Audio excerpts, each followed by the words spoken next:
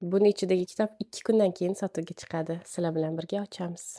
Menga shu kitobni sovg'a qilib jo'natishligini aytishganda, shunaqa xursand bo'lib ketdim. Bu kitobni hech kim o'qib ko'rmagan bo'lsa-ham, nimagadir kitobni nomidan aynan hozirgi holatim uchun menga judayam kerakli kitobligini bildim. Kitob Naqshina nashriyotidan. Shunday ekan, menga bu yerda Naqshidan xat va albatta kitobni o'zi. Birinchidan kitobni dizayni judayam chiroyli.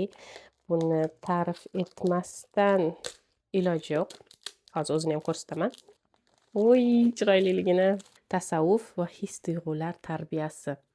Nomini o'zidan kitobni hoziroq o'tirib boshlab yuborgisi keladi odamni. Ichlarining chiroyliligini qaranglar. Meni fikrimcha, ruhimiz aqlimizdan ham ko'proq tarbiyalanishga, ya'ni muntazam tarbiyalanib turishga muhtoj deb o'ylayman. Va bunaqangi kitoblar shunaqa sakinat beradi odamga. Manimcha bu kitobni bugunni o'zida boshlayman. Bugunni o'zida. Shuning uchun menga obuna bo'lib qo'yishni unutmang. Telegram kanalimga ham obuna bo'lib qo'ying. Bugunni o'zida kitobni o'qishni boshlab, sizlarga kitob haqida tezroq video tayyorlayman.